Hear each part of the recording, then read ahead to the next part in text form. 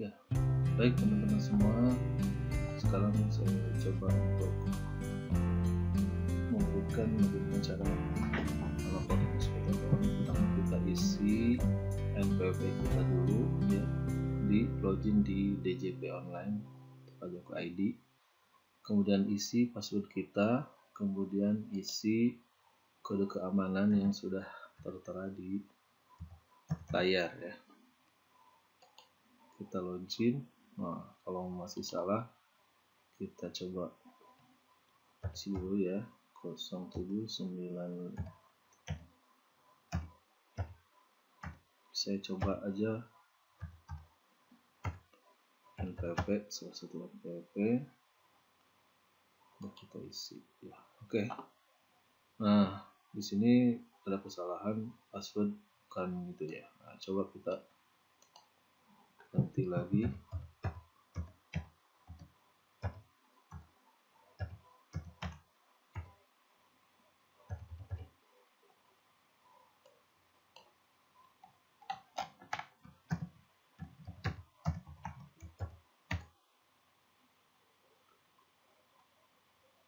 Kode keamanannya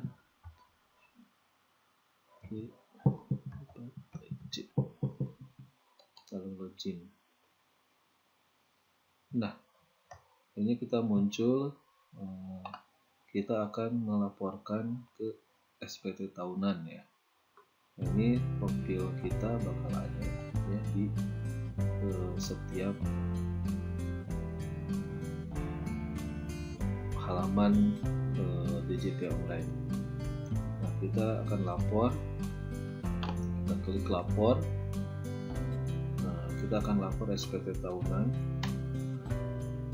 dengan ada pilihan, ada e-filing atau memakai e-form. E-filing ini menyampaikan SPT secara elektronik ya. Kalau e-form dengan menggunakan ada formulir elektronik juga ya. Bedanya kalau e-filing itu langsung online, kalau e-form ini sifatnya offline ya. Baik, tapi karena saya sudah melakukan pelaporan SPT tahunan, jadi kita anggap aja saya mau melakukan pembetulan ya. Oke. Kita klik aja e-filing. Nah, di sini sudah ada daftar di mana kita telah melaporkan SPT per tahunnya ya. Tahun pajak 2015 contoh ini 16, 17, 18, 19 ya. Tapi untuk sebagai contoh saya bisa buat laporan saja ya buat SPT. Di sini ada pertanyaan, apakah Anda menjalankan usaha atau pekerjaan bebas ya. Maksudnya kita ini sebagai pengusaha atau pengusaha itu maksudnya, atau pekerjaan yang yang dilakukan oleh pribadi yang mempunyai keahlian khusus ya, seperti dokter atau itu sebagainya lah ya. Usaha atau pekerjaan bebas. Misalkan pertanyaannya tidak, kita kan anggap aja sebagai pegawai swasta lah gitu ya. Maka jawabannya tidak. Karena ini akan mempengaruhi formulir mana yang akan kita isi. Kemudian ada pertanyaan, apakah Anda seorang suami atau istri yang menjalankan kewajiban perpajakan terpisah atau pisah harta? Ya, jadi ada perjanjian pisah harta atau tidak. Kalau tidak ada, pilih tidak. Karena kalau ada perjanjian pisah harta berbeda lagi nanti pengisian. Ya. Kemudian ada pertanyaan kembali, apakah penghasilan bruto yang Anda peroleh selama setahun kurang dari 60 juta rupiah? Nah, ini juga akan pengaruh, karena kalau penghasilan kurang dari 60 juta memakai formulir 1770 SS ya. Nah, kalau anggap kita penghasilannya di atas 60 juta berarti tidak kurang ya. Jadi kalau di sini kan kurang dari 60 berarti kita jawab tidak. Maka kita dikasih pilihan adalah 1770S bukan SS ya. SS sangat sederhana, kalau ini sederhana. Kalau tanpa S berarti tidak sederhana, itu biasanya buat pengusaha ya, tadi yang menjalankan pekerjaan bebas. Nah, Apakah dengan bentuk formulir atau dengan panduan atau dengan upload SPT? Biasanya dengan formulir atau panduan. Kita langsung aja lah dengan bentuk formulir aja, cepat. SPT 17S dengan formulir. Ya. Baik, kita klik saja formulir ini. Nah, nanti di sini ada yang mesti kita isi itu, S itu 17 itu ada 5 langkah. Ya. Data form lampiran 2, lampiran 1, induk dan kirim. Tahun pajaknya kita isi tahun 2019 ya. Nah, ini status SPT-nya apa? Normal atau pembetulan? Ya. Karena saya sudah pernah melakukan mengisi, ya kita isi anggap aja pembetulan ya.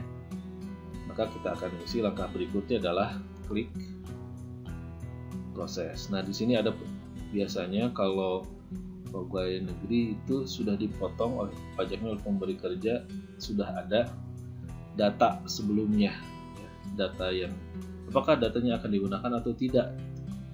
Kalau iya nanti diisi, kalau tidak bisa dirubah. Anggap aja kita ngisi iya, tapi kita lihat angkanya sama nggak misalnya. Oh, angkanya ada ini. Nah, ini honorarium dari APBD atau APBN. Nah, tapi saya anggap aja ini kalau kita rubah, ini kurang misalnya. Tinggal kita isi aja angkanya. Ya, misalkan di sini. Ini sesuai daftar bukti potong yang kita punya ya. Misalkan 3 juta.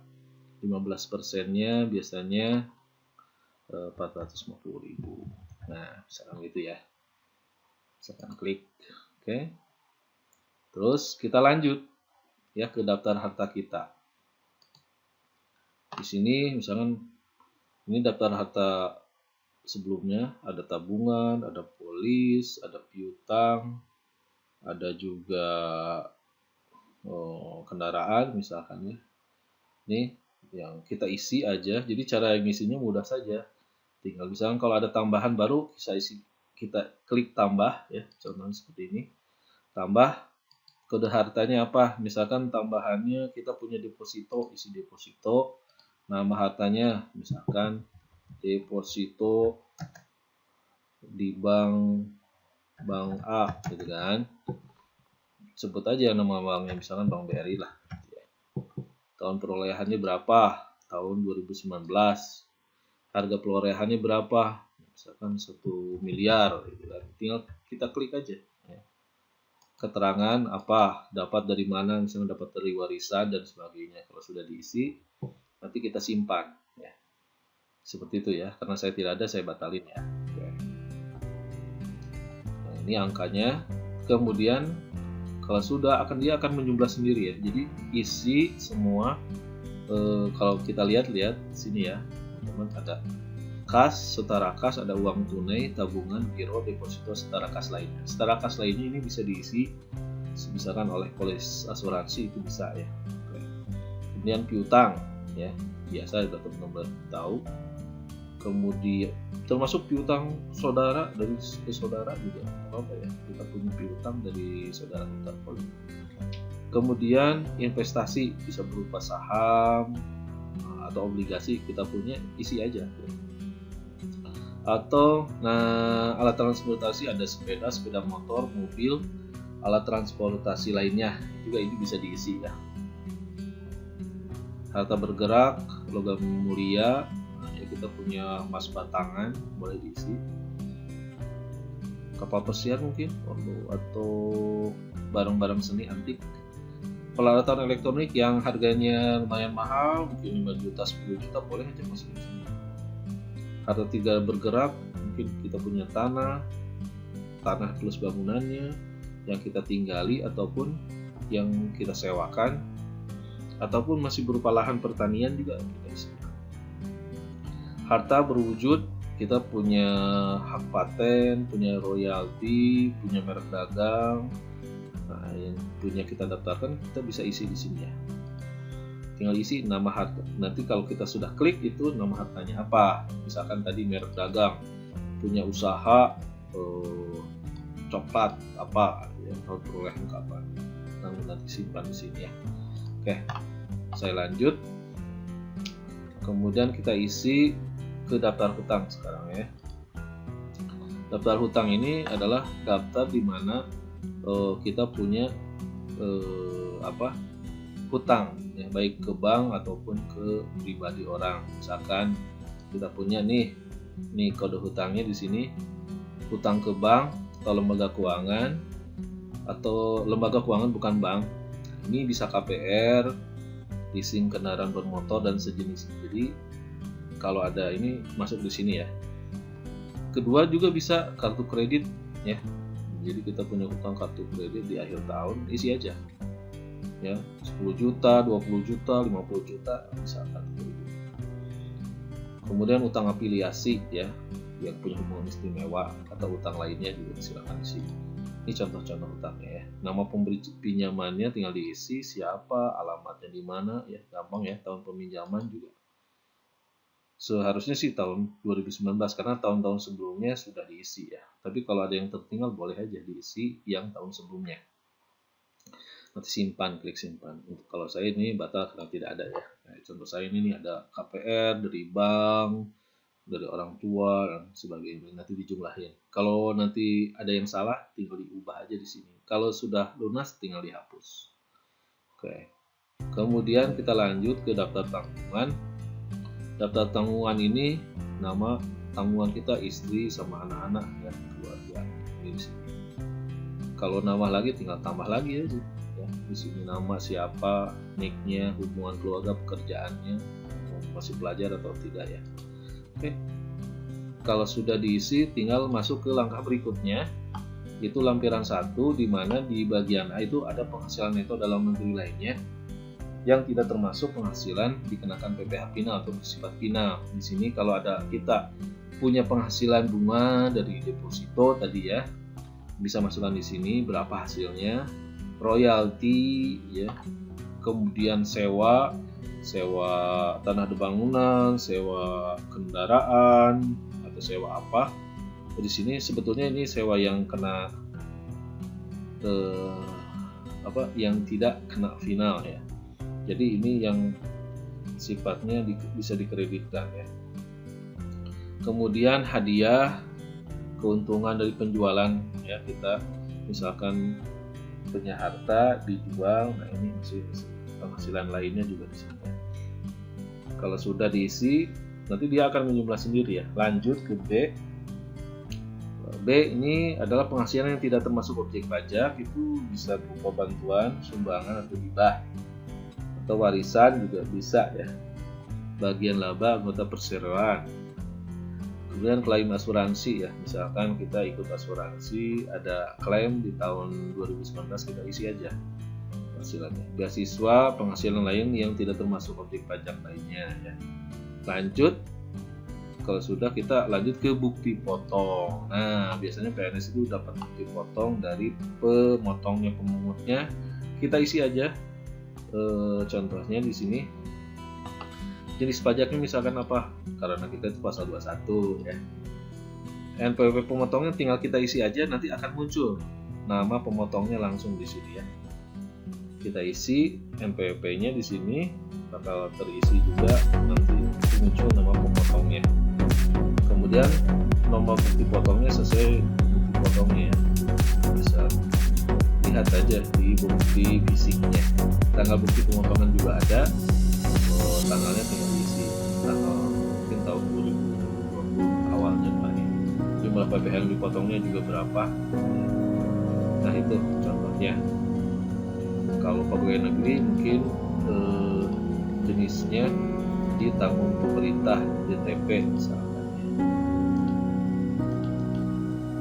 Oke, selamat tahun ya. Saya bisa isi gini.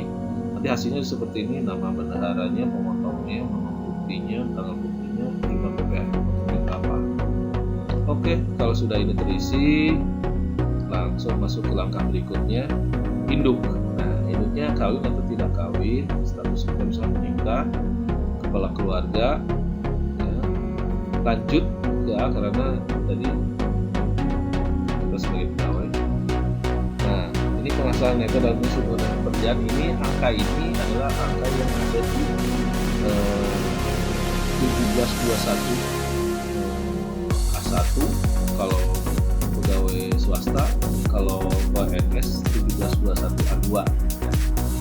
Bisa ditanyakan ke bendahara atau bagian keuangan masing-masing. Itu ada angkanya, isi penghasilan netonya di sini. Sesuai pekerjaannya nanti bakal terisi. Kalau kita punya Jakarta Sumbangan Keagamaan yang sifatnya wajib, bisa juga disetorkan untuk mengurangi penghasilan kena pajaknya. Kalau sudah diisi nanti muncul jumlah penghasilan neto setor pengurangan Jakarta Sumbangan. Lanjut ke D, dia akan ditanya penghasilan tidak kena pajaknya. Nanti kita status menikah, kawin, ya. Kemudian anak berapa maksimal tanggungan yang diberikan. Jadi pilihannya 1, 2, atau 3. Nanti akan menghasilkan PTKP sesuai tanggungan masing-masing. Nanti PTKP muncul akan menghasilkan penghasilan kena pajak sebesar sekian. Inilah yang akan dikenakan pajaknya. Lanjut SC-nya nanti perhitungannya dari angka penghasilan kena pajak itu terutaralah PPh atau berbagai sekian, sehingga jumlah terutang yang harus dibayar adalah 68. Lanjut ke D. Nah, tapi kalau pegawai swasta atau pegawai negeri dia sudah punya potong tadi, sudah dipotong sebelumnya setahun. Ini kita bakal muncul ya tadi karena sudah isi, sehingga pada saat yang harus dibayarnya pun nol karena tadi angka ini sama dengan angka yang terutang. PPh harus dibayar sendiri kosong, sejumlah ribu kosong. Kita lanjut ke E. Nah, sehingga nihil ya. Ini biasanya kalau dan lanjut ke F ya. Pilihannya kosong. Tinggal lanjut ke pernyataan ya. Pernyataan ini setuju atau tidak? Kalau setuju, agree, udah masuk ke dengan menyeri sepenuhnya akan segala akibat, sanksi, buat tunangan dan pelaku saya menyatakan apa yang telah saya beritakan yang setuju, agree, oke, masuk ke langkah berikutnya. Nah, kita udah selesai, tinggal kita proses pengiriman nanti SPT-nya. Jadi sebelumnya ini kalau banyak ini pengumpulan ke 1 terus SPT-nya jumlah 0. Kalau Anda tadi pembetulan normal, jadi nanti kita pembetulan jadi normal sih. Nanti di sini tinggal ambil kode verifikasi di sini ya, klik aja. Nanti kode verifikasi akan dikirim kita ambil, nanti kita isikan di sini langsung klik aja kirim SPT. Sudah selesai prosesnya ya. Seperti itu. Nah, itu mungkin yang